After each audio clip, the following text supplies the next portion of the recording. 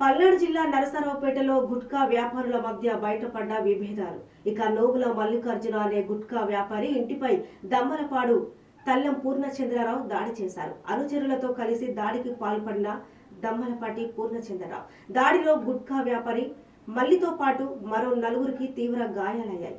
ఇంటిపై దాడి చేసి సీసీ కెమెరాలు, ఫర్నిచర్ ని సైతం ధ్వంసం చేసిన పూర్ణచంద్రరావు వర్గం దాడిపై పోలీసులకు ఫిర్యాదు చేసిన బాధితులు ఇక కేసు నమోదు చేసి దర్యాప్తు చేస్తున్న పోలీసులు. నా పేరు నోముల మల్లికార్జునరావు, నరసరావుపేట, ప్రకాష్ నగర్ 60 అడుగుల రోడ్లో నేను శివసాయి ట్రేడర్స్ అనే షాప్ పెట్టుకొని నడిపిస్తున్నాను.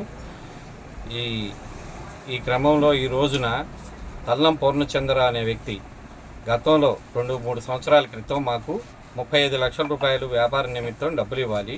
ఆ డబ్బుల నిమిత్తం డబ్బులు ఇవ్వకుండా ఎగ్గొట్టి తిరుగుతూ ఉంటే మేము కనిపెట్టుకొని తిరిగి పెద్దల మనుషులతో చెప్పి కూర్చోబెట్టి మాట్లాడించి ఒక 20 లక్షల రూపాయలకి సెటిల్మెంట్ చేసి ఆ రోజు 20 లక్షల రూపాయలు తీసుకొని 15 లక్షల రూపాయలు కొద్ది రోజులు ఆగిన తర్వాత ఇస్తానని ఒప్పుదలతో వదిలిపెట్టామండి.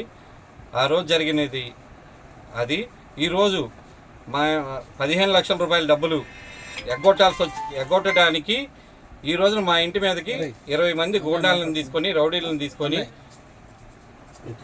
వచ్చి దాడి చేసి, కొట్టి, గందరగోళం చేసి, సామాన్లు పగలు కొట్టి, ఆడవాళ్ళని కొట్టి చంపేస్తాను, పొడి చేస్తాము, మీరు ఊరు వదిలిపెట్టి పోవాలి, లేకపోతే